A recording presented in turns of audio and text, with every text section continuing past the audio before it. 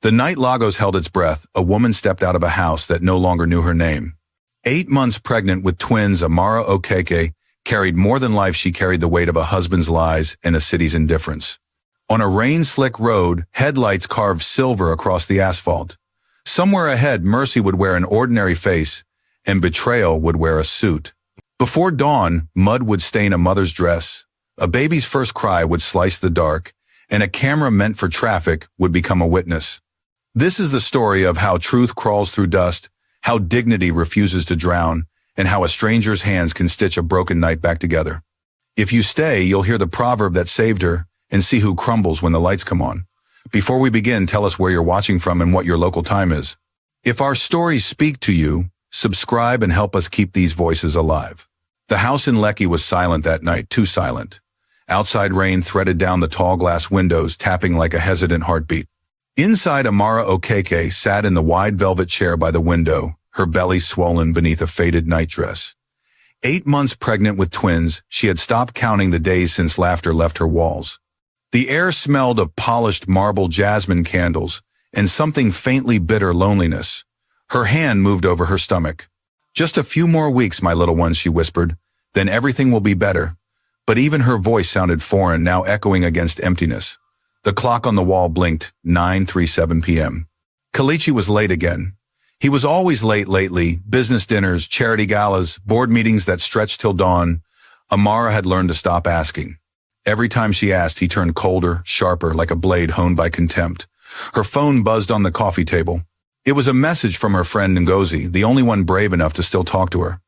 "Amara, I just saw Kelechi at the Lagoon Lounge." He wasn't alone. Zainab Bello was with him again. Amara froze. Zainab. That name tasted like smoke. Once she had brushed off the rumors, told herself gossip could never undo love. But now seeing her husband's name beside that woman's, the truth sank like a stone in her chest. She had seen Zainab once at a charity dinner, tall, glowing, born into the kind of family whose last name opened doors. That woman had power, and she used it like perfume. Amara pressed her palm against her belly as if to steady herself. "You hear that, babies?" she murmured bitterly. "Your father's with her again." The front door opened with a hard metallic click. Her heart leapt. "Kelechi," she called softly, forcing calm into her trembling voice. He walked in like a storm disguised in silk, tall, well-groomed.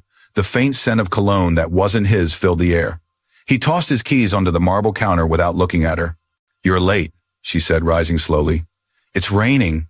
I was worried." He shrugged, loosening his tie. "Don't start. Start what asking where my husband has been."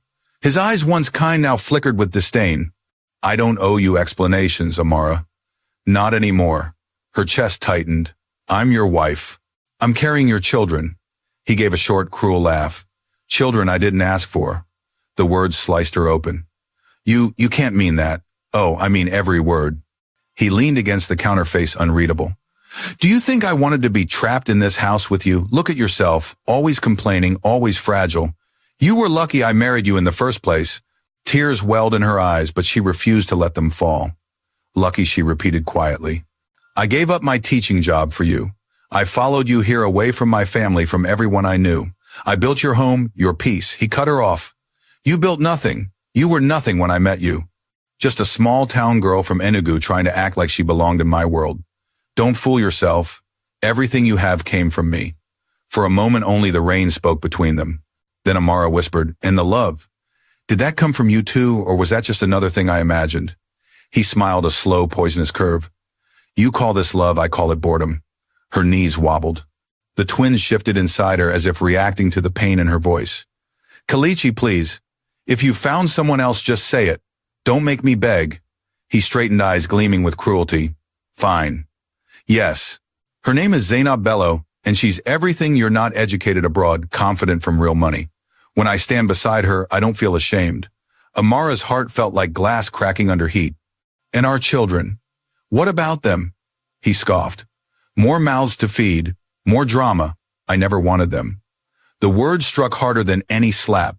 Amara stumbled backward, clutching her belly. "You can't abandon us," she whispered. "Not now." He moved closer until his face hovered inches from hers. His voice dropped low, venomous. "I don't care about you. I don't care about those brats inside you. You mean nothing to me. Do you understand?" Her tears broke loose, streaming down her cheeks.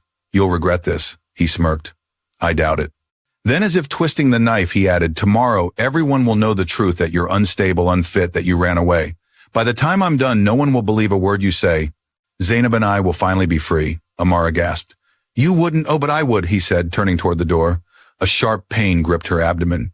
She winced, her hand tightening around her belly. Kelechi, she cried out. The babies, they're coming. Please help me, he paused, eyes cold.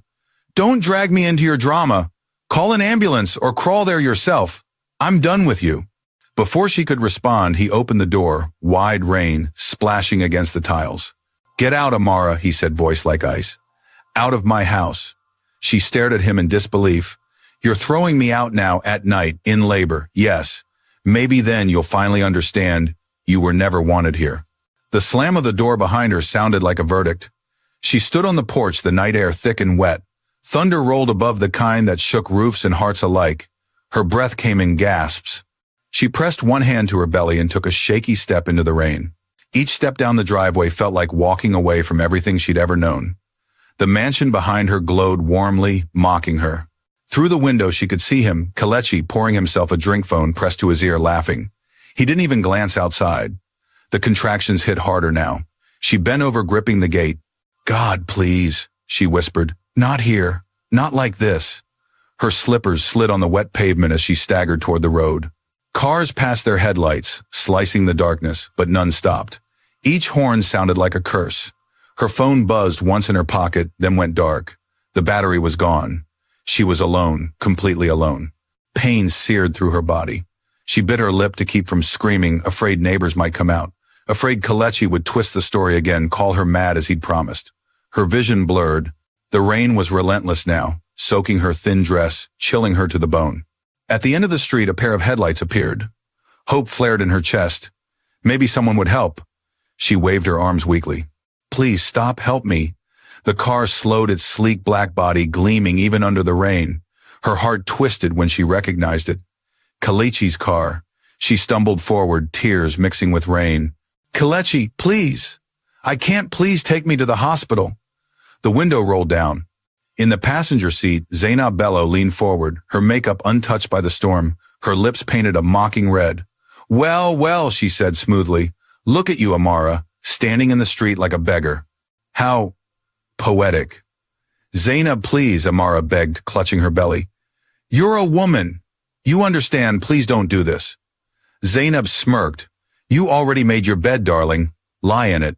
Then Kelechi leaned over, his eyes cold. Crawl your way to the hospital, he said. Maybe then you'll understand what a mistake you were.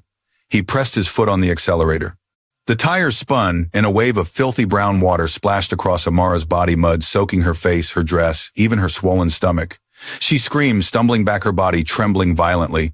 The red taillights vanished into the distance, leaving her kneeling in the street, drenched and shivering. Her whole world had collapsed in that instant. Betrayal wasn't just emotional, it was physical, cold, choking alive in the mud around her. The pain came again, stronger now, tearing through her insides. She fell forward, one hand on the ground, one cradling her belly. Not here, she sobbed. Please, God. Not here. The rain softened for a moment. Somewhere nearby, the low rumble of an engine approached, older, rougher human. She blinked through the blur and saw a dented pickup truck slowing to a stop. The driver's door swung open. A man jumped out, dark-skinned, broad-shouldered, his shirt soaked. He shouted, Madam, are you okay? Then his eyes widened as he saw the blood on the pavement. Oh, Lord. You're in labor. Amara tried to speak, but her voice came out in gasps. Please, help my babies. The man ripped off his jacket and rushed to her side, shielding her from the rain. I'm here, he said firmly. You won't die tonight. As lightning split the sky above Tunde Adebayo, a stranger became the line between life and death. And beneath that storm, the woman the world had thrown away drew her first breath of hope again. Rain hammered the streets of Lekki as if heaven itself was mourning. Beneath a broken streetlight, Amara Okeke lay trembling, her breath coming in ragged bursts. Beside her, Tunde Adebayo crouched low, his jacket already soaked through as he tried to shield her from the storm. The road was empty, except for his old blue pickup truck, its headlights flickering through the downpour. Please, Amara gasped, clutching her stomach. My babies. I can't. You'll be fine, Ma, Tunde said quickly, voice trembling but steady. We need to move now. Can you stand? She tried. Her knees buckled. The contractions hit again. Sharp, deep, unforgiving. Her scream was swallowed by thunder. Tunde's heart raced. He had seen pain before at the mechanic shop on highways and wrecks, but this was different. This was life fighting to be born. He remembered another night years ago when his own wife Ngozi had bled out in his arms because traffic had blocked the only road to the hospital. He had sworn never again to stand helpless while someone died. I'm not letting you go like her, he whispered under his breath. He slid his arms beneath Amara's trembling body. Hold on tight, he said. You'll be safe, I promise. Her fingers clung weakly to his shirt. Who are you, Tunde? He said. I fix cars, but tonight I fix this. He lifted her, effortlessly cradling her as he hurried toward the truck. Lightning lit up the sky, white, violent, relentless. The rain turned the world into a blur of water and fear. Inside the pickup, the air smelled of oil dust and rain-soaked leather. He laid her across the seat, slammed the door, and started the engine. It roared to life with a sputter. Hospital, he muttered to himself. Yaba Community Clinic, hold on. Amara screamed again, her body tightening in agony. They're coming, she cried. Tunde's eyes widened. No, don't push yet. We're close. But the human body obeys no timetable.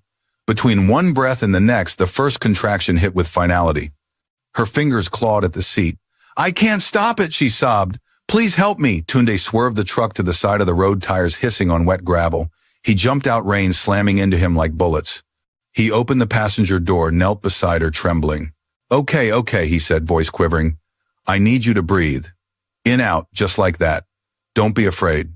Amara gritted her teeth, tears streaming down her cheeks. Her hair clung to her face, her whole body shaking. I'm scared, she whispered. He met her eyes. I know, but fear doesn't win tonight. You do. He removed his jacket, spread it across the seat, and reached for his phone to call for help, but there was no signal. Only rain, only darkness. God help us, he muttered and dropped the phone. The next contraction came stronger. Amara screamed, biting her lip until blood touched her tongue. It's happening, she cried, and then a sound, weak but real, a baby's cry. Tunde's eyes filled with disbelief. You did it, he whispered. You brought life. He quickly wrapped the tiny baby, slick, trembling, fragile, in his jacket. It's a boy, he said softly. He's breathing. Amara's body convulsed again. The second one, oh God, she gasped. Tunde braced himself. The rain poured harder, almost drowning the baby's weak cries.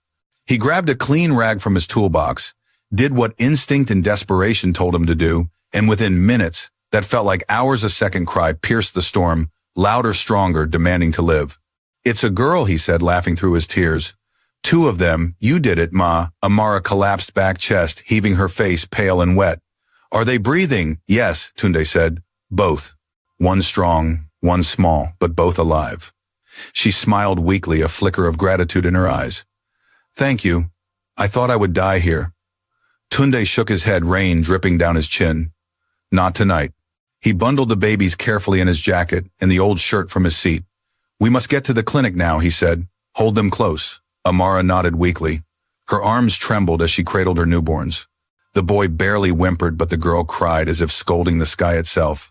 Tunde climbed into the driver's seat, slammed the gear, and sped toward Yaba, splashing through puddles that mirrored lightning. Inside the truck, Amara whispered prayers in Igbo between sobs. Chukwu, Okike Biko, Chebe Umu M. God, please protect my children. Tunde kept his eyes on the road, muttering Yoruba under his breath. Oluwa Majer Yoki Warnku. Lord, don't let them die. 2 languages, 2 prayers, 1 hope. As they reached the outskirts of Yaba, the rain thinned. The clinic sign appeared like a miracle through the mist. Yaba Community Health Center. Tunde honked frantically. Nurses rushed out, their white uniforms glowing faintly under emergency lights. Emergency woman in labor, Tunde shouted. They brought a stretcher, lifting Amara carefully. One nurse gasped at the sight of the babies.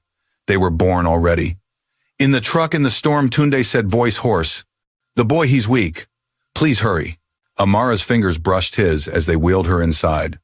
Don't leave, she whispered. I won't, he promised. I'll be right here. Inside, chaos met compassion. Doctors barked instructions. Warm towels replaced the cold rain. The newborns were placed in incubators, tiny bodies glowing under soft light. Amara lay on the bed, drifting in and out of consciousness. When she woke, hours later, the rain had stopped. The faint light of dawn filtered through the blinds. Her first thought was the babies. "My children," she murmured. From the corner of the room, a rough but gentle voice replied, "They're alive." Tunde sat beside her, his shirt wrinkled, his eyes bloodshot. He smiled tiredly. "The girl, she's strong. The boy, he's fighting, but the doctor says there's hope." Tears filled Amara's eyes. "You stayed." He shrugged. "Couldn't leave. My wife died in a car when no one helped. I won't let that happen again." She looked at him, truly looked, seeing the sorrow behind his steady gaze. "You're a good man, Tunde." He shook his head. "Just a man who got a second chance to do right." Outside the room, two nurses whispered as they passed. "Did you hear the husband, the big man in Lekki? He's saying she ran away, that she's unstable." "What?" "But she almost died giving birth. He told the press she abandoned him and the children. He's already spreading it online." The words struck Amara like cold steel. Her breath hitched. She turned her face away, silent tears sliding down her cheeks. Tunde's jaw tightened. "He did this to you," she nodded weakly. "He said he'd destroy me. Make the world believe I was mad." He clenched his fists. "A rich man's lies don't make him right. People forget truth has long legs. It always catches up." She gave a bitter laugh. "Not in this world." He looked at her with quiet conviction. "Maybe not fast, but someday." The doctor entered, smiling gently. "Mrs. Okeke, your children are stable, but your son will need observation for the next few days. You should rest." When the doctor left, Amara whispered, "He'll take everything, my name, my story, even their future." Tunde leaned closer. "Then you'll take it back, not by shouting, by standing." For the first time, something fierce flickered in her eyes. "Yes," she said softly. "For my children I will rise." Tunde smiled faintly. "That's the spirit. My mother used to say, Kushra, Arte Abbas or Lati Tarhiki soon, truth never sleeps. Maybe it's time yours wakes up." Amara closed her eyes, exhaustion pulling her under. But even in sleep, her lips moved, whispering to her baby's name she hadn't yet spoken aloud. Kamsi the boy, fragile as breath. Amarachi the girl, loud as thunder. And though the world outside still believed lies inside that dim hospital room, a mother's vow was born. They would live. They would thrive. They would know the truth. The storm had ended, but something greater had begun. The slow, steady rising of a woman from the very mud meant to bury her. Morning broke over Lagos with the weary quiet that follows a long storm. The streets still glistened from rain puddles, reflecting a pale gold sky. Inside Yaba Community Clinic, the scent of antiseptic mixed with something gentler, warm milk life renewed. Amara Okeke stirred on her narrow bed, her body sore, her soul heavier still. Her first thought wasn't of her pain, but of the two tiny beings who had entered the world in thunder. Her voice cracked as she whispered, "My babies!" A nurse, a young woman with kind eyes, smiled softly. "They're strong, Ma. The girl's already crying for her mama. The boy, he's a fighter, but we're watching him closely." Amara tried to sit up, but dizziness swept through her. "Please let me see them." The nurse nodded. "Just for a few minutes." They wheeled two small incubators to her bedside.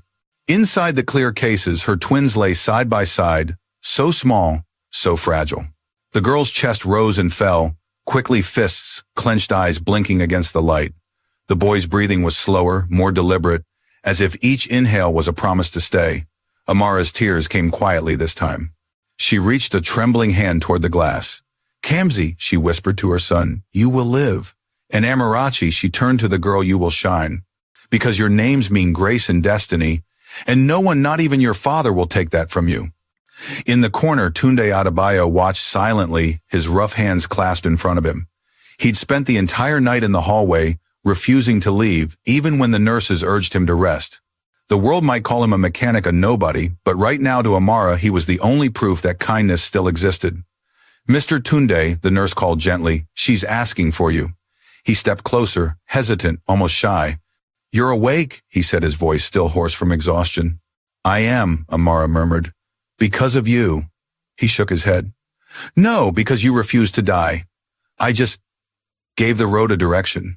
A faint smile touched her lips. "You talk like a preacher." Tunde chuckled softly. "My mama was one.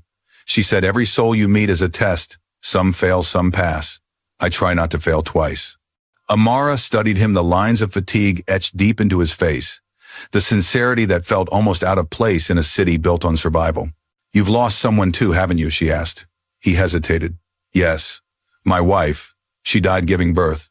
Traffic jam. No one stopped. I watched her fade in the back seat. Since then, I promised if God ever sent me a chance to help someone like her, I wouldn't turn away." Amara's throat tightened. "Then he sent you to me." Before Tunde could reply, two nurses entered, whispering urgently. Their tones were hushed, but the words carried. "Did you hear what's trending?" one said. "Chief Kelechi Duru just posted a statement. Says his wife, this woman, ran off with another man and abandoned their unborn children. He even filed a report to the police claiming mental instability." The other nurse gasped. "That poor woman. But he's rich. People will believe him." Amara turned away, her tears flowing freely now. Her husband hadn't just broken her body, he was trying to erase her soul. Tunde's jaw tightened. "That man's heart is darker than engine oil," he muttered. "But lies don't outlive truth. My mother used to say, 'What severin arseti, abasar lot titar hava ki soon truth never sleeps.'" Amara wiped her eyes with the back of her hand. "What does it matter? I'm just one woman. No money, no voice." "Who would listen? I would," he said simply. "And so will others one day. But first, you have to heal." She nodded slowly, though the pain in her chest throbbed heavier than any wound.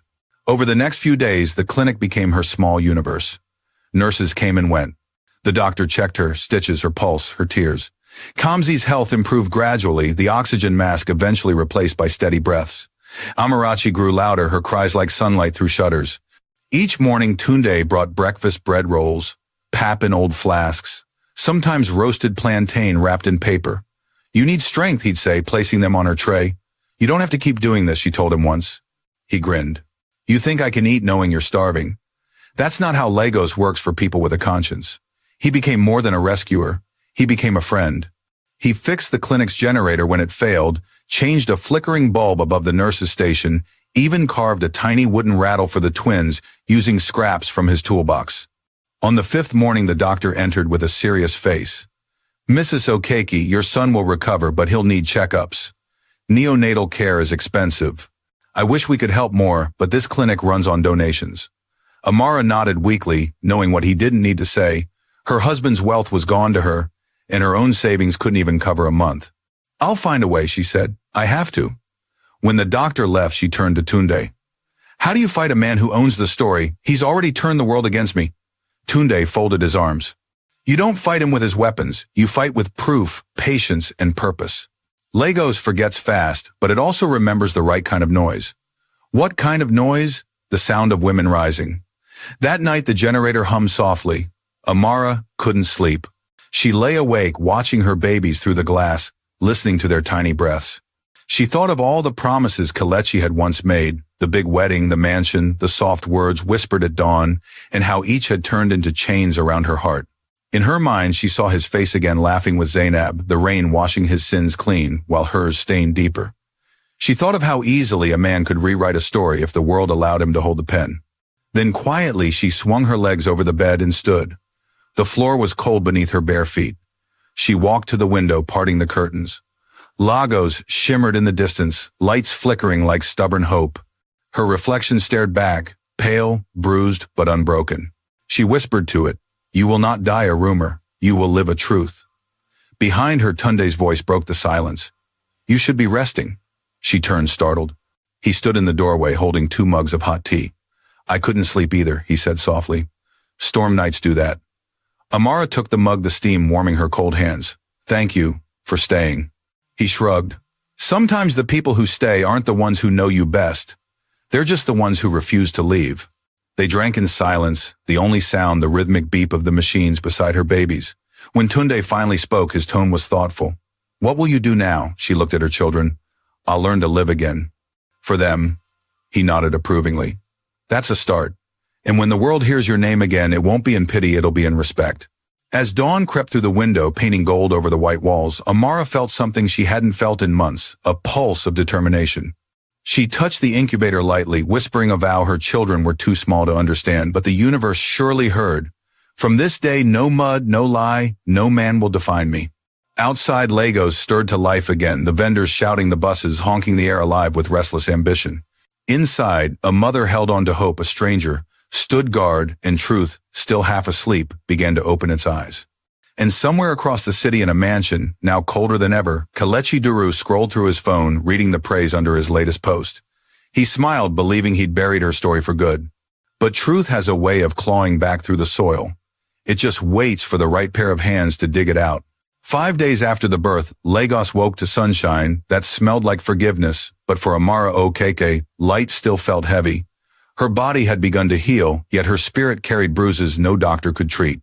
The world outside the clinic's pale blue walls had already rewritten her story, one where she was the villain, the deserter, the unstable wife of a saint. That morning, a nurse brought her an old phone Tunde had borrowed from a friend so she could contact her family. Amara's fingers trembled as she turned it on. Notifications flooded in dozens of missed calls, text messages, and news links. One headline stabbed her heart. Business icon Kelechi Duru's wife abandons marriage, flees with unknown lover. Her breath caught. The article was filled with lies, photos of her cropped and darkened to make her look wild-eyed, captions, twisting every truth. The writer even quoted anonymous sources, claiming she had tried to harm her unborn children. Her own mother's church friends had commented, "Pray for her soul. Money changed her." Amara shut the screen. Her hands shook, rage, boiling through exhaustion. He took everything she whispered, even my name. Tunde, who had just entered with a tray of food, saw her face and froze. "What happened? He's turned me into a monster online." She thrust the phone toward him. "Look." He scrolled through the article, jaw tightening. "He's rich, but this is evil." "Everyone will believe him," she said bitterly. "I don't even have proof of what he did. No one will stand for me." Tunde's gaze darkened, thoughtful. "Maybe you do have proof." "What do you mean?" He pointed to his jacket draped over the chair. "That night, the one you gave birth, I had a dash cam on the truck. It records every drive. I forgot to switch it off." Amara's eyes widened. "You mean?" He nodded. "It caught everything. Him, his car, the way he splashed mud. I saw the blinking red light before I reached you. It should still be on the memory card." Amara's lips parted in disbelief. "Tunde, that's our truth. That's our witness." He smiled faintly. "Funny, eh? A cheap camera meant to catch police fines might end up catching a rich man's sin." Relief mixed with hope, like sunlight through rain. For the first time, Amara felt the ground steady beneath her. But she also knew truth was only half the battle she had to survive long enough to tell it. That afternoon, while the twins slept in the nursery, Amara met with the clinic's social worker, a middle-aged woman named Mrs. Ajayi. She was kind but firm, the type who'd seen too many tragedies to sugarcoat reality. "My dear," she said gently, "your husband's story is spreading fast. People in power are already covering for him. If you go back to that mansion, you may never come out again." "I'm not going back," Amara said. "I'll start over." Mrs. Ajayi tilted her head. "How will you feed the children?" "Lagos is not kind to single mothers." Amara smiled faintly. "I was a teacher before I married. I can teach again, or sew, or sell something. Anything." The woman studied her and nodded slowly. "Good. That fire in your eyes, keep it. You'll need it." Later that evening, Tunde returned from the market with supplies, baby formula, a few used blankets, and 2 small bibs embroidered with cartoon suns. He laid them on the table proudly. "They're not new, but they'll keep the little ones warm." Amara looked at him, tears threatening again. "Why do you keep helping us?" He shrugged. "Because once someone helped me, and because no one should face the world alone." She smiled softly. "Then may God bless the hands that build instead of destroy." A week later, with the twins strong enough to travel, Amara signed her discharge papers. The clinic staff gathered to say goodbye, nurses waving the doctor, pressing an envelope into her hand. "For transport," he said quietly. "And remember, Mrs. Okeke's strength doesn't always roar. Sometimes it whispers, 'I'll try again tomorrow.'" Outside, the city roared back to life, horns, hawkers, buses painted with verses of faith and hope. Amara adjusted her wrapper, balancing the babies in her arms. Tunde stood beside her truck engine, running the memory card from the dash cam, safely tucked in his pocket. "Where now?" he asked. She looked toward the far skyline. "A gauge. My aunt has a small place there. She won't ask questions." The drive through Lagos was long but cleansing. Vendors sold roasted corn by flooded gutters, children chased after buses, women balanced baskets of oranges with the grace of dancers. Amara watched it all, silent, humbled. The city felt cruel, yet alive, a mirror of herself. They reached her aunt's house by dusk, a small compound with peeling walls and the smell of stew in the air. Her aunt, Mama Ifeoma, opened the gate with a shocked cry. "Amara, child, we thought you were dead." Tears flowed freely as the two women embraced. When Mama Ifeoma saw the babies, she broke into sobs. "Twins, God truly gives beauty for ashes." She ushered them inside, spreading a clean mat for the children. That night, after the babies fed and slept, Amara sat on the veranda beside Tunde. The moon hung like a bruised coin over the rooftops. "What will you do with the recording?" she asked quietly. Tunde tapped the pocket of his jacket. "Keep it safe until you're ready to show it. Right now, you need to build something solid, your health, a life. Then the truth can walk on its own feet." She nodded. "Maybe I can start sewing again. My mother taught me before she died. She used to say, Nwanyi na akajinu. A woman's hands hold life." Tunde smiled. "Then let your hands feed you. I can help you get a machine. I know a man who sells used ones cheap." Amara chuckled softly. "You fix engines, I fix fabric. Together we might fix a little piece of the world." They both laughed, and for the first time it didn't feel wrong. It felt like dawn after a long night. Over the next weeks, she began to recover piece by piece. The twins grew stronger, Kamzi's fragile body filling out Amarachi already trying to smile. Amara spent her days mending clothes for neighbors, saving every naira she could. Word spread quickly, that woman from Lekki, she sews with heart. But the rumors from Kalechi's world hadn't stopped. Each time Amara went to buy fabric in the market, she heard whispers. "That's her, the mad wife." Some looked at her with pity, others with contempt. Yet she kept her head high. One afternoon, Tunde came running to her compound breathless. "Amara, you won't believe this." She frowned. "What happened?" He pulled out a folded newspaper. The front page screamed, "Kalechi Daru expands charity to help abandoned women. I forgive my wife." Amara's blood ran cold. "He's using me again, to look noble." Then maybe, Tunde said quietly, "It's time you stop being the story he tells and start telling your own." That night, Amara lay awake beside her, sleeping twins staring at the cracked ceiling. Somewhere deep inside, anger had turned to something purer resolve. She whispered into the dark, "If he wants the world, let him have it. I'll build something the world can't destroy." Outside, a rooster crowed prematurely as if sensing a new beginning. 2 days later, Tunde brought an old sewing machine strapped to the back of his truck. "She's not pretty," he said, patting it fondly, "but she works." Amara ran her fingers over the metal frame. "Then so will I." That afternoon, she set the machine on the porch thread glinting in the sunlight and began to sew. Her first piece wasn't for sale. It was a tiny blue wrapper for Kamzi and a matching red one for Amarachi. Each stitch felt like reclaiming a piece of herself, a quiet act of rebellion against a world that had tried to erase her.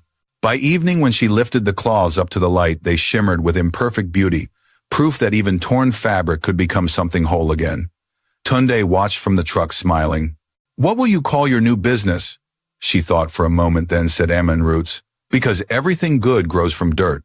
And in that moment, under the fading sun, a woman once buried in mud began her slow rise from the earth. Needle in hand, dignity in her breath, truth asleep, but dreaming beside her children. 5 years slipped past like pages turned by wind. Lagos changed, and so did Amara Okeke. The woman who once bled on a roadside now rose every morning before dawn, tying her headscarf and unlocking the door to her small but thriving workshop, Amma and Roots. The sign outside was hand-painted, slightly crooked, yet beautiful. Inside, the air smelled of fabric dye and palm oil soap. Threads of blue, gold, and crimson hung like quiet prayers. 7 women worked there now, widows, single mothers, even one teenager who had escaped an early marriage. Together they stitched not just clothes but survival. Amara moved between the tables, her voice firm but gentle. "Make the stitches small, Adiez. We sell truth, not shortcuts." "Yes, Auntie Amma," the girl said, grinning. On one corner, 2-year-old Amarachi sat with crayons humming as she drew crooked flowers. Her twin brother Kamzi was quieter, sitting on a stool beside a half-open window, reading a worn science book. His lungs were stronger now, but the doctors still warned against too much dust. "Mom," he asked without looking up, "are stars really like other suns, only far away?" Amara smiled. "Yes, my love. They shine even when no one sees them." He nodded as if the universe finally made sense. Sometimes, while the sewing machines hummed, Amara caught herself staring at her children, the living proof that pain could bloom into purpose. The gossip about her had faded into distant whispers. Amma and Roots had found its voice online through simple posts and photos of handmade Ankara dresses captioned with Igbo proverbs. Women across Lagos began to buy them not just for fashion, but for the story stitched in every seam. One afternoon, as the Harmattan winds rolled through the city, a sleek black SUV stopped outside the workshop. The women paused their machines, curious. A tall man in a flowing white kaftan stepped out, his gray beard neatly trimmed. His driver hurried to open the door. "Are you Mrs. Okeke?" he asked, smiling warmly. "My name is Chief Obinna Nwosu." Amara's heart skipped. Everyone in Lagos knew that name, the philanthropist who ran a foundation for women entrepreneurs. She wiped her hands on her wrapper and extended one nervously. "Yes, Chief. Welcome to Amma and Roots." He looked around the humble shop. "So this is the place I've been hearing about. Your work travels faster than you think," she laughed softly. "Sir, we are just women trying to feed our families." "Women," he corrected gently, "who turn pain into business. That's no small thing." He walked around touching the fabrics, admiring the patterns. "Who designed this one?" Amara glanced at a bright blue dress with hand-painted spirals. "That was Adiza's idea." She said the pattern looked like rain refusing to stop. Chief Obinna chuckled. "Poetry in cloth." "I like that." After a moment, he turned serious. "Mrs. Okeke, I came because I believe in what you're doing. My foundation wants to sponsor your brand, expand it beyond this shop, train more women and pay them fairly. But I don't invest in pity. I invest in people with integrity. Are you ready for that kind of responsibility?" For a second, Amara couldn't speak. 5 years ago, she had begged strangers for food. Now someone was offering her a seat at the table. "Chief," she said, voice trembling, "I'm ready to build something that outlives me." He nodded, pleased. "Then prepare a proposal. I'll visit again next week. Lagos needs stories like yours." As he left, Tunde appeared from the back door, wiping grease off his hands. He'd been repairing the workshop's generator as usual. "Who is that big man?" he asked. Amara's eyes were still wide. "Chief Obinna Nwosu." Tunde let out a low whistle.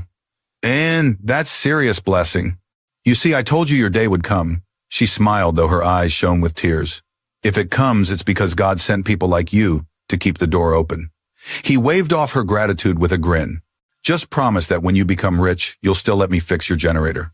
"I'll double your pay," she teased. "Triple," he shot back, and they both laughed. That evening, as the sun dipped low, Amara walked home with her twins. They passed vendors selling roasted plantain and children chasing footballs through dusty streets. She carried Amarachi on her hip while Kamsi held the hem of her wrapper. "Mama," Amarachi said suddenly, "when I grow up, I'll be like you." "And what is that, my daughter?" "A woman who fixes things." Amara laughed softly, pressing a kiss to her forehead. "Then the world will be safer." Later that night, after putting the children to bed, Amara sat at the old sewing table and began writing the proposal. Her pen hovered above the page, unsure how to begin. She thought of all the women who had once whispered, "You can't rise after shame." She thought of Kelechi's lies and how every stitch she'd sewn since then had been a quiet act of defiance. Finally, she wrote, "Amma and Roots is not just clothing.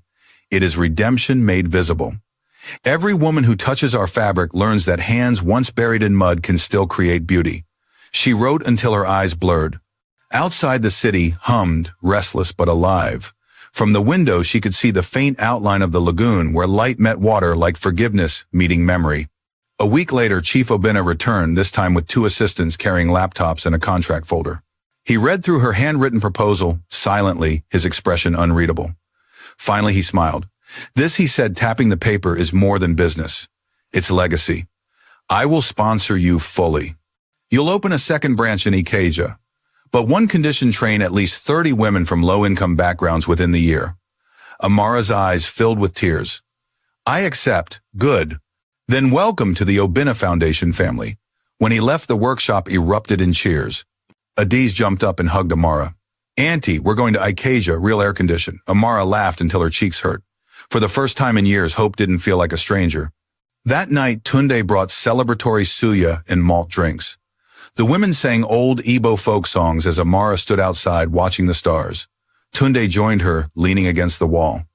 "You did it," he said quietly. "We did it," she corrected. "You were there when the world closed its doors." He nodded.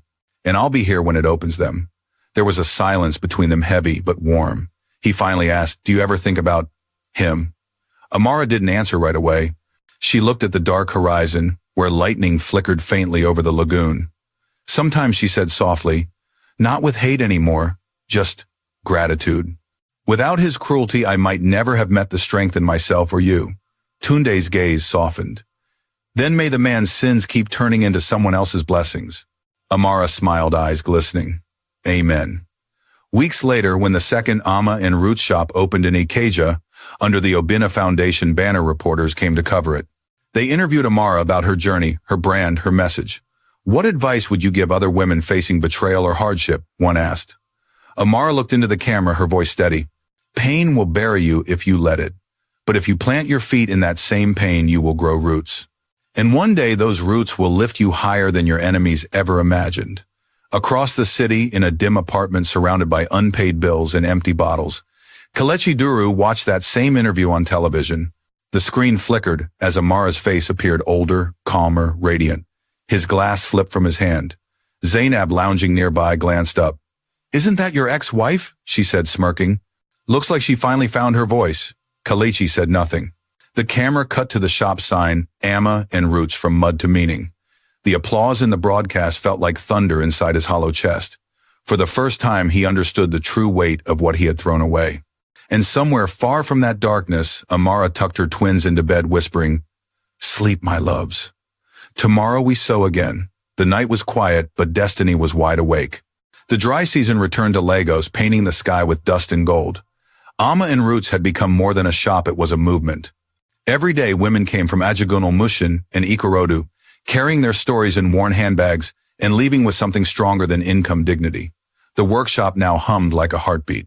On the walls hung photos of the women smiling beside their handmade dresses, framed by a single, quote, Amara had painted herself. What was meant to bury us became the soil that raised us. It was on one such busy afternoon that a tall, broad man in Agbada walked through the door. His presence made the room hush. The golden embroidery on his robe glinted under the light. Chief Obina Nwosu, the foundation's benefactor, had arrived unannounced. Good afternoon, my daughters, he greeted warmly. The women chorused a respectful, Good afternoon, sir. Amara emerged from the back room, her hands still dusted with blue dye. Chief, what an honor, she said, curtsying slightly. He smiled. Ah, the famous Amara Okeke. You've been avoiding my office visits. I had to come see your miracles for myself. She laughed nervously. Not avoiding, sir, just busy chasing deadlines. Chief Obina's eyes softened as he watched her. Busy is good. It means growth. But growth also means new responsibilities. Tell me, are you ready to make Ama and Roots a registered enterprise under the foundation's umbrella? Amara's heart skipped. Registered, that would make it official. Yes, he nodded. And open doors beyond Nigeria. I've spoken to partners in Accra and Nairobi. They're interested in distributing your work. Gasps filled the room. Adies clapped her hands excitedly. Auntie, we're going international. Amara blinked, hardly believing her ears. Chief, I don't know what to say. He chuckled. Say yes, child, that's all. She took a deep breath. Then yes, with all my heart. Good, he said.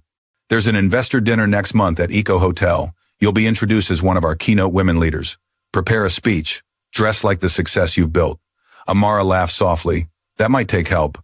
I've only ever dressed other people. Chief Obina smiled. Then I'll send someone to assist. The world must see you as you are a woman reborn. After he left, the women surrounded Amara, cheering. Even little Amarachi danced in circles, shouting, My mama is going to the big hotel. But later that night, when the excitement faded and she walked home with Tunde, a quiet worry crept in. What if I'm not ready for that kind of crowd, she asked. He shook his head. You face storms, Amara. What's a little spotlight compared to that? She smiled faintly. Still, I can't shake the feeling something will go wrong. Tunde stopped walking. That's fear talking. Tell it to shut up. She laughed, nudging him playfully. You're impossible. And yet he said with mock pride, you still keep me around. Their laughter echoed through the narrow street as they reached the compound. The night air carried the scent of roasted corn and rain, simple, honest things. 2 weeks later, preparations for the event began. A team from the Obina Foundation arrived at the workshop to help Amara refine her presentation. They brought designers, photographers, even a stylist who measured her for a gown made of cream-colored Adiri silk. When she tried it on, the women in the workshop gasped. Auntie, you look like a queen, Adieze exclaimed. Amara smiled shyly, brushing a hand over the fabric. No, she said softly, I look like a survivor who remembered her worth. That evening after the team left, Tunde walked in with the twins, both covered in chalk from playing outside. You'll need to buy more soap, he teased. Your children believe the street is a canvas. Amara wiped their faces, laughing. At least they're artists like their mama. He hesitated for a moment before saying, I heard the chief's event will be full of rich people, politicians, business magnates. You sure you're comfortable with that? She looked at him puzzled. Why do you ask? Because some of those circles overlap with people like him. Your husband. The air froze. It was the first time in months anyone had spoken Kelechi Duru's name aloud. Amara's smile faltered. You think he'll be there? Tunde shrugged. He used to move in those networks. If he's still pretending to be a saint, maybe. For a long moment, neither spoke. Then Amara said quietly, If he is, I won't hide. Let him see what he tried to destroy. Tunde's eyes softened. That's the Amara I know. The night of the dinner arrived like a dream wrapped in candlelight. The ballroom at Eco Hotel glittered with chandeliers and golden drapes. Waiters in white jackets glided between tables. High-life music played softly from a live band. Guests wore silk sequins and self-importance. When Amara entered, heads turned. Her cream Adire gown shimmered under the lights. Her hair was braided into a crown decorated with coral beads. Chief Obinna met her at the door and offered his arm. My dear, you look like the strength of every woman who refused to break. She smiled, heart-pounding. Thank you, Chief. They walked through the hall greeting investors and donors. Cameras flashed. A few reporters scribbled notes as Chief introduced her. This is Mrs. Amara Okeke, founder of Ama and Roots. A woman who turned betrayal into business pain into purpose. Applause followed. Amara bowed, slightly humbled, yet proud. But at the edge of the crowd, one man froze. His drink trembled in his hand. Kelechi Duru, now thinner eyes sunken, stood beside a woman in a scarlet gown. Zainab Bello unchanged except for the faint bitterness in her smile. Kelechi's breath caught. It can't be. Zainab followed his gaze and smirked. Well, well, looks like your ghost found new clothes. He swallowed hard. She's alive. Successful. How? How? Zainab interrupted. Maybe because she had what you never did, courage. He glared at her. Shut up. Zainab sipped her wine lazily. Relax, darling. No one here knows what you did. Yet. Across the hall, Amara caught sight of them. Her heart clenched, but she stood tall. She would not let him steal another breath from her dignity. Chief Obinna leaned toward her. Are you all right? Yes, she said firmly. Some ghosts just prefer bright rooms. When it was her turn to speak, she walked to the podium. The hall fell silent. Her voice, steady and resonant, filled the room. 5 years ago, I had nothing but mud on my skin and fear in my heart. Tonight I stand here not because life was kind, but because faith refused to leave me. Ama and Roots began with a broken needle and a promise to make beauty from pain. And if this dress I'm wearing shines, it's not the fabric, it's survival. Applause thundered through the hall. Even Chief Obinna's eyes glistened. Cameras flashed like stars. But in the shadows near the exit, Zainab leaned close to Kelechi. If she rises higher, your lies will crumble. We can't let that happen. He said nothing, his face pale. Zainab's smile hardened. Then I'll handle it. As Amara stepped down from the stage, she met Kelechi's eyes across the crowd. For one heartbeat, time folded. She saw not the monster who abandoned her, but a man drowning in his own ruin. She turned away calmly, joining Chief Obinna for photographs. Behind her, Zainab's expression twisted into quiet fury. The night sparkled with music and wine, but somewhere beyond the applause, darkness began to stir again, planning its return. The days after the gala at Eco Hotel unfolded like a fevered dream.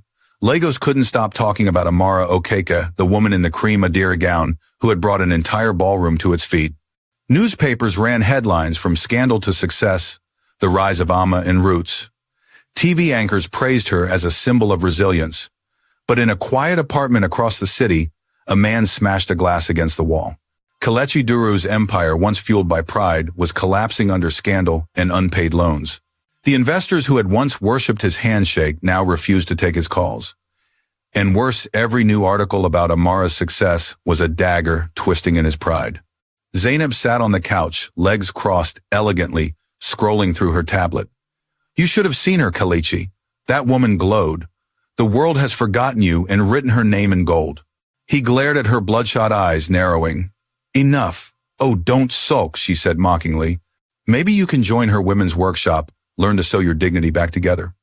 He slammed his fist on the table. You don't understand. If she keeps gaining attention, people will start asking questions about that night. Zainab raised an eyebrow. You mean the night you left her in the rain, the one I told you would come back to haunt you? Shut up, he barked, pacing the floor. She sighed dramatically and set the tablet down. Relax, darling. I'll make this problem disappear. But when I do remember, you'll owe me. He turned to her warily. What are you planning? Zainab smiled thinly. You forget who I am. My family's influence didn't die when I married you. I still know people, editors, politicians, police officers. All they need is the right story. Kelechi frowned. You mean another lie? Not a lie, she said with poisonous sweetness. A reminder. If the world starts to doubt you, we'll give them a reason to doubt her instead. Meanwhile, across the city, Amma and Roots thrived more than ever. The Acacia branch had just opened and Chief Obinna himself attended the ribbon cutting. Cameras flashed as Amara cut through the red ribbon with golden scissors. Tell us your secret, Mrs. Okeke, reporter shouted. Amara smiled. Faith work in the hands of women who never stopped believing. The crowd clapped. The women from the workshop ululated, waving their headscarves in celebration. For a moment, Amara felt the world's warmth wash over her like sunlight after endless rain. But that night, while she closed the shop's ledger, Tunde entered with a concerned look. Amma, he said quietly, you need to see this. He handed her his phone.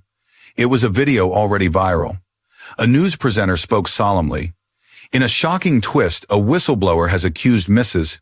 Amara Okeke, founder of Amma and Roots, of forging charity funds and stealing designs from other women. The source, a close associate of her late husband, claims to have proof that her success is built on deception. Amara's stomach dropped. The video cut to blurry photos, some taken years ago when she was pregnant, others clearly edited. One headline screamed, "Charity queen or con artist." She sank into a chair, her breath shallow. This can't be happening. Tunde clenched his jaw. Zainab. It has to be her. But how could she get this footage, Amara whispered. She has money. Lies are cheap when you can buy a microphone.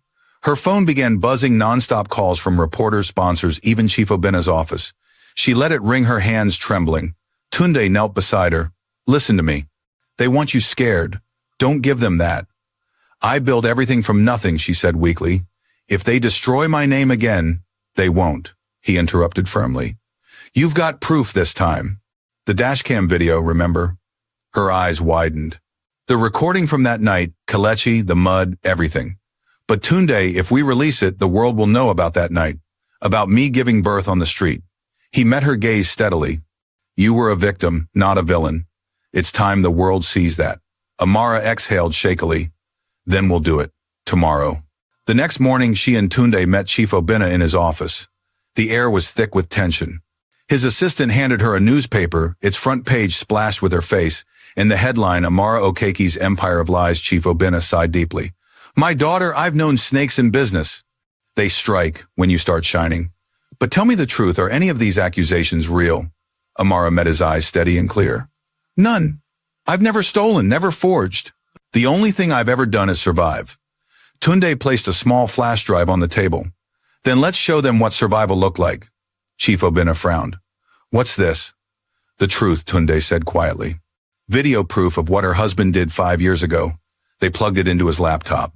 The office filled with the sound of rain and headlights, the grainy image of Amara kneeling in mud crying for help, her face pale and swollen while Kelechi and Zainab's car idled beside her. The splash of mud, the laughter, the cold indifference, it was all there. When the video ended, silence gripped the room. Chief Obinna's hands trembled slightly as he removed his glasses. Dear God, he murmured. They left you to die, Amara's voice broke, and now they're trying to kill what I built. Obinna looked up, his face hardened with resolve. Not anymore. We'll release this footage at tonight's press conference. I'll stand beside you myself. Let the truth burn every lie. Amara's heart pounded. Chief, are you sure? It could bring scandal to the foundation. He shook his head. The foundation exists to protect women like you. If I can't do that, then what's the point of my name? By evening, the Obinna Foundation hall overflowed with reporters. Cameras lined the back wall. Amara stood at the podium, her hands cold but steady. Chief Obinna stood to her right, Tunde to her left. Thank you for coming, she began. You've heard stories about me, some true, most not. But tonight I will tell you my own.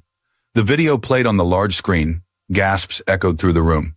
Some reporters covered their mouths. Others stared, stunned, as Zainab's laughter filled the speakers. When it ended, Amara spoke again, her voice trembling but strong. That was me 5 years ago. The woman you called unstable. The woman you said abandoned her husband. That night I gave birth to my children in the dirt while he drove away. I didn't steal anything. I became everything he said I couldn't be. The hall fell silent. Then slowly applause began, soft at first, then thunderous. Reporters stood clapping. Cameras flashed like fireworks. Chief Obinna stepped forward. Let this be a lesson: no lie lasts forever. The Obinna Foundation stands with Mrs. Okeke. Her business remains funded and protected. Later, as they stepped off the stage, Tunde grinned. You just turned pain into power, Emma. She exhaled shakily, tears shining in her eyes. Maybe now my children will know their mother never bowed. Across town, Kelechi hurled his remote at the TV screen, shattering it. The video looped again on every channel, exposing his cruelty to the world. Zainab stood frozen beside him, realizing too late that her own laughter had condemned her. Look what you've done, he shouted. We're finished, Zainab smirked bitterly. No, Kelechi, you're finished. I just outlived the mistake. She grabbed her purse and walked out, leaving him in the ruin he'd built for himself. That night, Rain returned to Lagos, not in fury, but in peace. Amara stood by her window, watching it fall, her twins asleep behind her. Tunde's truck was parked outside, the headlights dimmed, waiting just in case she needed company. She whispered to herself, the same rain that once buried me now washes me clean. And for the first time in years, the sound of thunder felt like applause. Morning came soft and gold, as if Lagos itself wanted to start over. The rain had washed the city's dust away, and the air smelled new. For Amara Okeke, it was the first sunrise in years that didn't carry the weight of fear. The night before had changed everything. The video of that cruel, muddy night had gone viral. The truth, long buried, had finally walked into daylight unafraid. Her phone wouldn't stop ringing. Messages flooded in, strangers, journalists, even church leaders. We believe you now. You're an inspiration. God bless your courage. She read each message with trembling fingers, half amazed, half disbelieving. For so long, her name had been poison. Now it was becoming a prayer. When she reached the workshop that morning, the women greeted her like a queen returning from battle. Adiz ran forward and hugged her tightly. Auntie Amma, you did it. You silenced them all. Amara smiled, blinking away tears. No, my dear. Truth did. The room erupted with laughter and ululation. The sound of sewing machines filled the air like drums of celebration.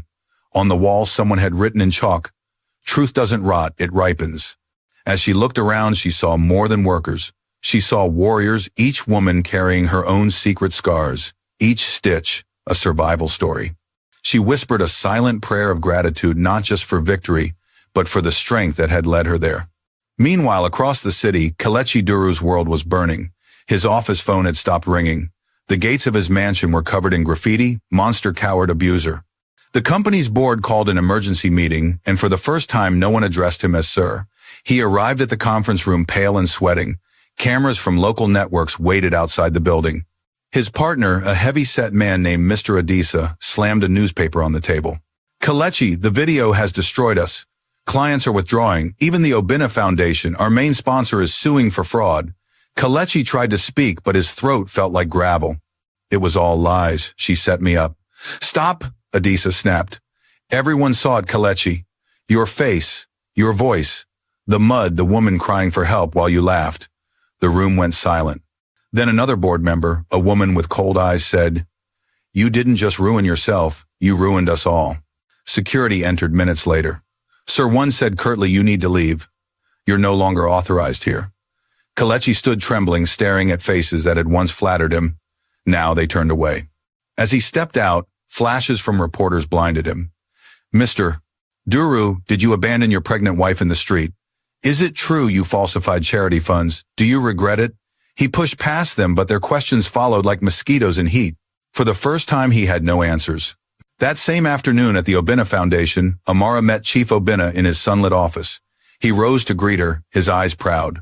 My daughter, he said warmly, you've done what few have, turned shame into justice. Amara smiled humbly. It wasn't me alone, sir. Without your platform, no one would have listened. Obinna shook his head. You're wrong. People listen when truth speaks from the heart. I only turned on the microphone. He gestured to a folder on his desk. This is for you. The foundation board has decided to expand Amma and Roots into a continental initiative. We want your story, your work, to reach women in Ghana, Kenya, and South Africa. Amara blinked. Chief, that's too much. He chuckled. Nonsense. The world needs voices like yours. And I'm old enough to know when God is writing something bigger than business.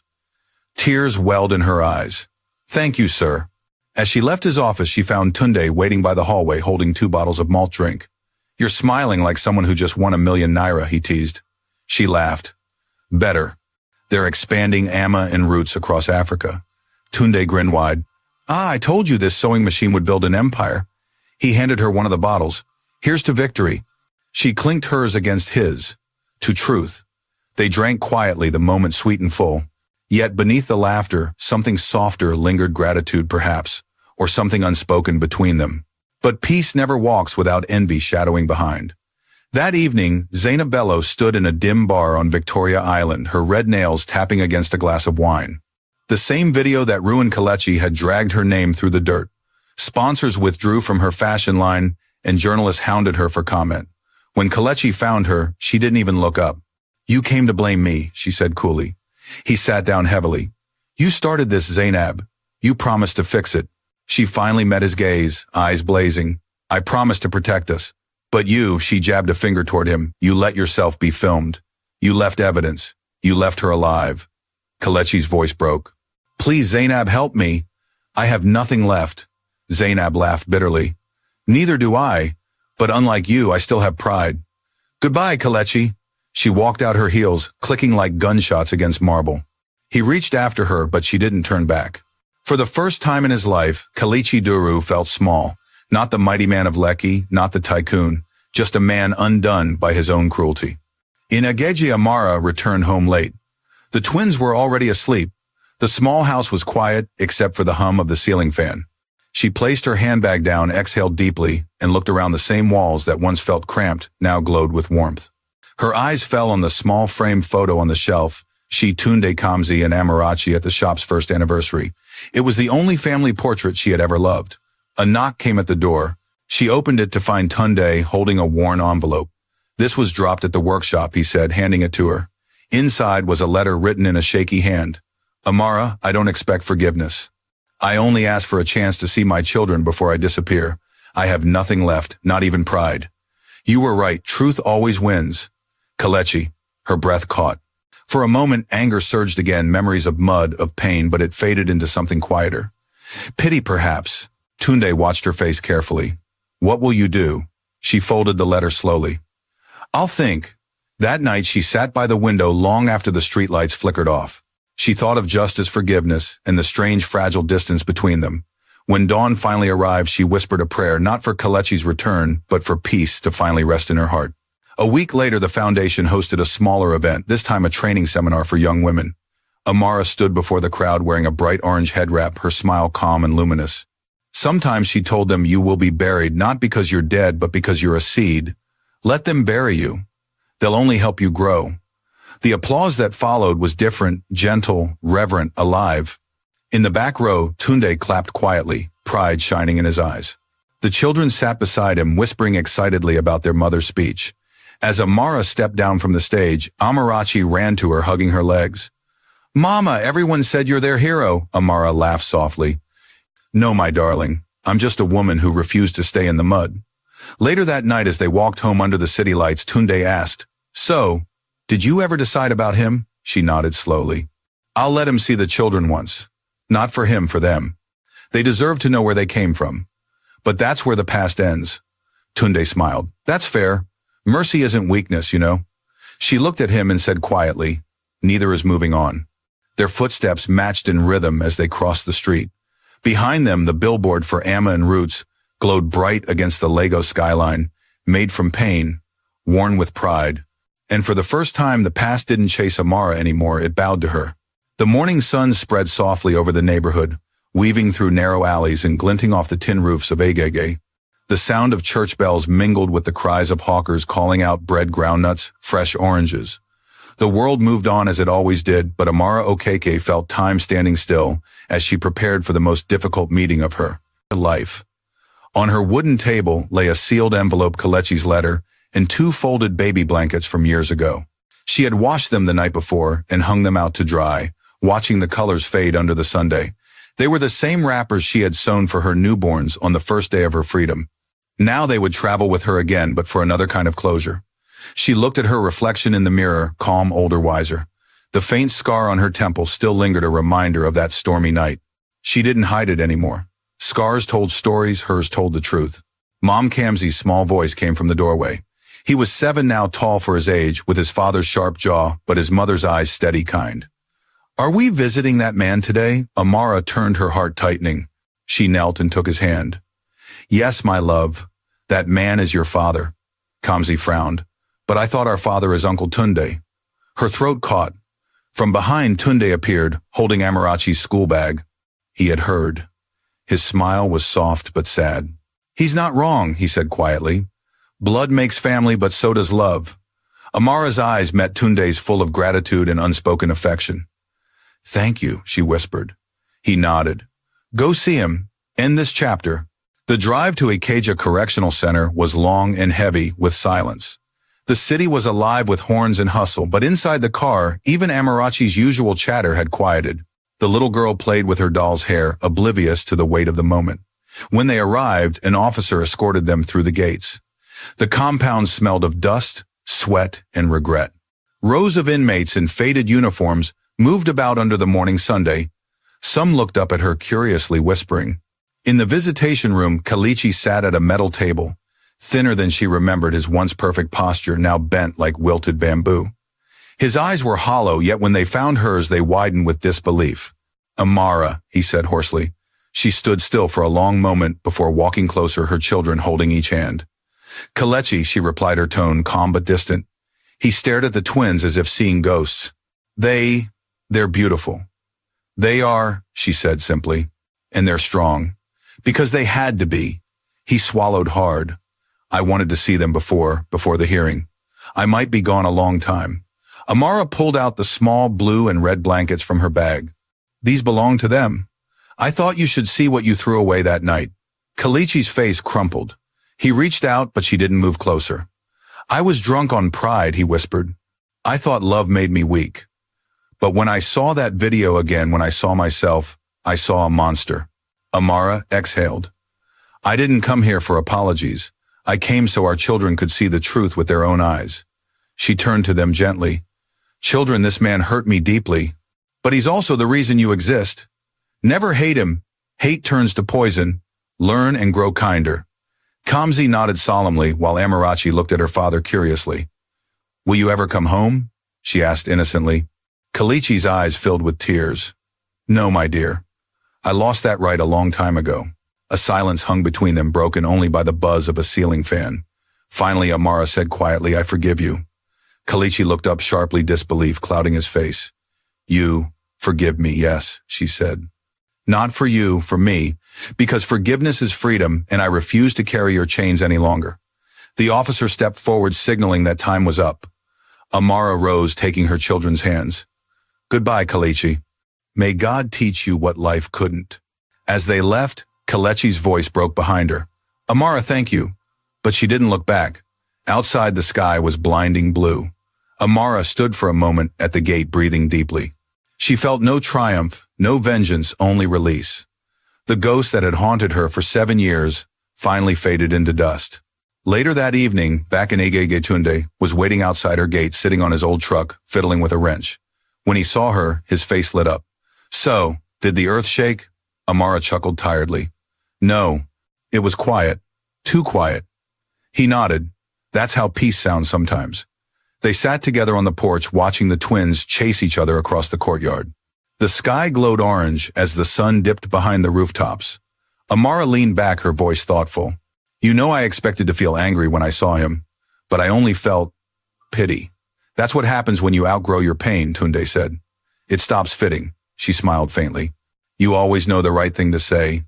He shrugged. "Maybe because I've watched you long enough to know what you need to hear."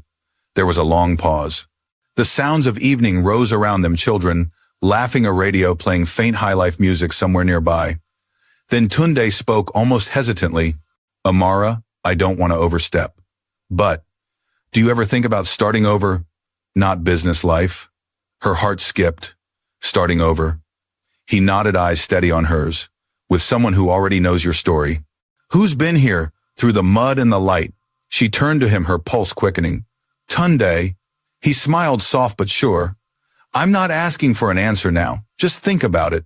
I've loved your courage for years, even before you learned to love it yourself. If there's room in your new beginning, I'd like to be part of it. Amara looked at him for a long time, searching his face, the same face that had once appeared in the rain, offering her a second chance at life. Tears filled her eyes, not from sadness, but from something gentler. She whispered, you already are part of it. Tunde exhaled, his shoulders relaxing. The tension broke into laughter between them, light, real healing. Inside the house, Amarachi poked her head out the window and shouted, Uncle Tunde, Mama says you can come eat jollof rice. Tunde laughed.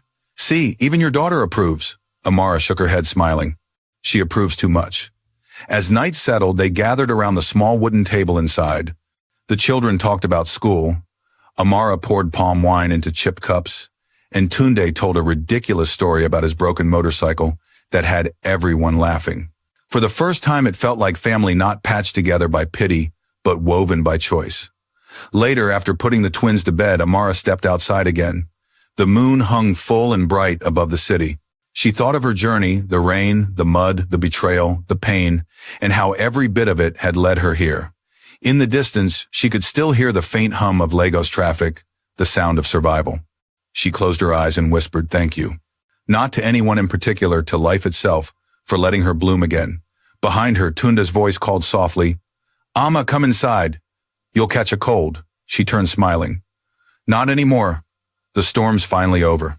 And as the door closed behind them, the old world dissolved, completely replaced by a new one, quieter, kinder, filled with warmth. The house no longer echoed with loss. It sang with laughter. For the first time since that night, years ago, Amara knew she was home. Dawn crept into Lagos with its usual rhythm vendors, setting up stalls, buses, honking, the smell of akara, frying in oil, drifting through humid air. But inside Amma and Roots, the morning felt sacred. Today wasn't about business, it was about beginning. Amara Okeke stood before her team, now 20 women strong. The shop had outgrown its old walls, fabric stacked to the ceiling, orders lined up from Kenya, Ghana, and South Africa. A banner hung on the front gate, Amma and Roots, African women rising. The words shone in gold, but what glowed brighter were the women's faces. They had all known lost marriages gone wrong, hunger, broken promises, but they stood taller now, heads high, needles sharp. Adize, her first apprentice, stepped forward and hugged Amara. Auntie, we made it. Amara smiled. No, Adeyes. We're making it every day. Laughter filled the workshop, spilling into the street like sunlight. The twins played near the door, sketching new dress patterns on old paper. Amarachi had inherited her mother's creativity, while Kamzi, serious and curious, asked constant questions about design machines. As Amara watched them, she thought about the path that had led here, the mud, the tears, the empty nights, and realized every scar had been a seed. From pain came purpose, from lost roots. A knock interrupted her thoughts. Chief Obinna entered, still regal despite his age. Ah, my daughter. I see Lagos women working harder than ministers again. The women laughed as he embraced Amara warmly. Chief, she said, smiling, you spoil us with praise. I speak only the truth, he said. And today I come not as your investor, but as a messenger. He reached into his bag and handed her an envelope with an embossed seal. This is from the Ministry of Women and Social Development. They're honoring you next week with the Mother of Resilience Award. Gasps rippled through the room. Adayez squealed and began clapping. Anti-Amara Government Award. Amara's hand trembled slightly as she opened the letter. The words blurred for a moment before her eyes adjusted. Her name, printed bold, official, felt like proof that her pain had finally transformed into legacy. She looked up, voice breaking. Chief, I don't know what to say. Say nothing, he replied gently. Just keep building. Awards fade, but the lives you change will not. That evening, she visited her old neighborhood, the same narrow street where she had once cried out for help, clutching her belly. The asphalt had been repaved, but the memory was still alive beneath it. She stood by the roadside, eyes glistening as she whispered, You didn't win, Knight. I did. As if on cue, a soft breeze brushed her cheek, carrying the scent of rain. Somewhere in the distance, thunder rumbled faintly, not in threat, but in applause. Behind her, Tunde's truck pulled up. I knew I'd find you here, he said, stepping out. Amara smiled faintly. You know me too well. He grinned. That's what happens when you save someone's life and then fix her generator for 7 years straight. They both laughed, the sound light and familiar. He leaned against the car, watching her quietly. You okay? I'm more than okay, she said. I'm free. Tunde nodded. Good. Because I was thinking, maybe it's time we make that freedom official. She turned to him, puzzled. What do you mean? He reached into his pocket and pulled out a small carved wooden ring box. You've carried pain long enough. Let someone carry joy with you. Her breath caught. Tunde, I'm not asking to replace what you lost, he said softly. I'm asking to walk beside what you've become. For a long moment, she said nothing. The world seemed to still, the noise of Legos fading behind the heartbeat in her chest. Then, tears rising in her eyes, she whispered yes. Tunde exhaled shakily, smiling through disbelief. You mean it, she nodded. You've been my partner long before this moment. It's only right to give the title what it already is. He slipped the ring gently onto her finger, not gold, not diamond, but smooth dark wood carved with symbols of strength and renewal. Made by my hands, he said, so you'd always remember where love should come from, work, not words. Amara laughed through her tears. Then it's perfect. A week later, the award ceremony at the Civic Center glittered with color. Women from all across Nigeria attended, politicians, entrepreneurs, survivors, dreamers. The hall echoed with drums and ululations. When Amara stepped onto the stage, her children held her hands on either side, and Tunde stood proudly in the front row. The announcer's voice filled the air. Tonight we honor a woman who turned betrayal into a blueprint for hope. Founder of Amma and Roots, Mrs. Amara Okeke. Applause thundered through the room as she approached the microphone. Her speech was short, but every word landed like truth carved in stone. 7 years ago, I gave birth on the side of a road covered in mud, believing my story was ending. But God doesn't end stories. He edits them. Every woman here carries something broken, but broken things can still build. If I stand tall today, it's not because I never fell. It's because I learned to rise again. The audience erupted in cheers. Women wiped tears. Men stood applauding. Chief Obina raised his hands in blessing, while Tunde's eyes shimmered with quiet pride. Amara accepted the golden plaque, but as she looked at it, she knew it wasn't hers alone. It belonged to every woman who had ever been told she was finished. After the ceremony, she and Tunde drove to the lagoon bridge, where the city lights glittered on the water like fallen stars. The twins had fallen asleep in the back seat, their soft breathing filling the silence. Amara leaned against the railing, watching the reflection of the moon ripple across the waves. Do you ever think we'd come this far? Tunde shook his head. No, but I always knew you'd survive it. She smiled. Survival used to feel like punishment. Now it feels like purpose. He took her hand gently. You turned pain into a brand and love into legacy. Lagos will remember your name. She looked at him, eyes soft. Then I'll remember yours. They stood there quietly, the night breeze lifting her head wrap, the city humming below. For once there was no noise inside her heart, only peace. Months later, the first Amma and Roots Africa Summit opened in Nairobi. Amara stood before a hall filled with women from 15 countries. Behind her, a large mural depicted a woman rising from red earth, her arms wide like wings. She began her keynote with a smile. They once said a woman's place is behind a man. I say a woman's place is behind her purpose, and her purpose can shake nations. The hall roared with applause. Somewhere backstage, Tunde watched Amarachi and Kamsi clapping wildly beside him. He whispered to the children, Your mama is rewriting what strength looks like. Kamsi grinned. When I grow up, I'll help her build Amma and Roots space on the moon. Tunde laughed softly. With her, that might actually happen. That night, as Amara lay in bed in her hotel room, she opened her worn old journal. On the first page was a faded note she'd once written in the clinic after giving birth. If I live, let my pain mean something. She smiled, tears tracing down her cheeks. Outside, Nairobi's skyline shimmered like a promise kept. She picked up her pen and wrote a new line beneath it. It did. Then she closed the book, turned off the lamp, and whispered to herself before sleep claimed her. Let tomorrow find me still unbroken. Pain does not define us, response does. Life will betray, break, and bury you, but every wound carries the seed of something new. Amara's story reminds us that strength isn't loud. It's the quiet decision to keep walking when no one believes you can. Forgiveness doesn't erase the past, it frees you from it. And love, the kind built on patience and respect, grows best in those who once knew loss. To everyone listening, your story isn't over just because it's hard. Rise from the mud, use your scars as roots, and bloom where life tried to bury you. If this story touched you, tell us where you're watching from and share your own lesson in the comments below. Subscribe to join us in keeping African voices and African hope alive.